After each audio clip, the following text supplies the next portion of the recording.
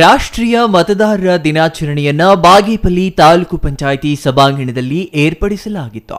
ಈ ವೇಳೆ ತಹಸೀಲ್ದಾರರು ಮಾತನಾಡಿ, ಭಾರತ ಅತಿ ದೊಡ್ಡ ಪ್ರಜಾಪ್ರಭುತ್ವ ರಾಷ್ಟ್ರವಾಗಿದ್ದು, ಸಂವಿಧಾನದಲ್ಲಿ ಪ್ರಜೆಗಳೇ ಪ್ರತಿನಿಧಿಯನ್ನ ಆರಿಸುವ ಅವಕಾಶವನ್ನ ಮತದಾನದ ಮೂಲಕ ನೀಡಲಾಗಿದೆ ಎಂದರು. ಮತದಾನ ಪ್ರಕ್ರಿಯೆಯನ್ನ ಪಾರದರ್ಶಕ ಹಾಗೂ ಶಾಂತಿಯುತವಾಗಿ ನಡೆಸಲಾಗುತ್ತಿದೆ. ದೇಶದಾದ್ಯಂತ ಸುಮಾರು 10 ಲಕ್ಷಕ್ಕೂ ಹೆಚ್ಚು ಬೂತ್ಗಳಲ್ಲಿ 1 ಕೋಟಿಗೂ ಹೆಚ್ಚು ಮಂದಿ ಅಧಿಕಾರಿಗಳು ಚುನಾವಣೆಯಲ್ಲಿ ಭಾಗವಹಿಸುತ್ತಾರೆ.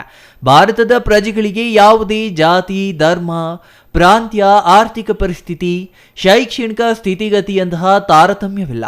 ಅರ್ಹ ಮತದಾರನಿಗೆ ಮತದಾನ ಮಾಡುವ ಹಕ್ಕನ್ನು ಕಲ್ಪಿಸಲಾಗಿದೆ ಎಂದರು. ಸಂಪನ್ಮೂಲ ವ್ಯಕ್ತಿ ಶ್ರೀನಿವಾಸ್ ಮಾತನಾಡಿ, ಮತವೆಂದರೆ ವಿವೇಚನೆ, ಅಭಿವೃದ್ಧಿಗೆ ದಿಕ್ಸೂಚಿ. ಹಾಗಾಗಿ ಮತದಾನದ ಪಾವಿತ್ರತೆ, ಮತದಾರನ ಪ್ರಾಮುಖ್ಯತೆಗಳನ್ನು ಅರಿತು ಮತದಾನ ಮಾಡಬೇಕು. ಈ ನಿಟ್ಟಿನಲ್ಲಿ ದೇಶದ ಪ್ರತಿ ಪ್ರಜೆಗೂ ಮತದ ಹಕ್ಕನ್ನು ಸಂವಿಧಾನದಲ್ಲಿ ಡಾಕ್ಟರ್ BR ಅಂಬೇಡ್ಕರ್ ಅವರ ಮುಂದಾಲೋಚನೆಯಿಂದ ನೀಡಲಾಗಿದೆ ಎಂದರು.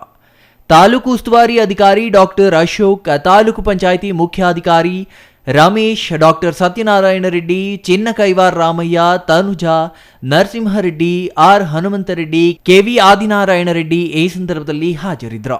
Subbu, CTV news, Bagepalli.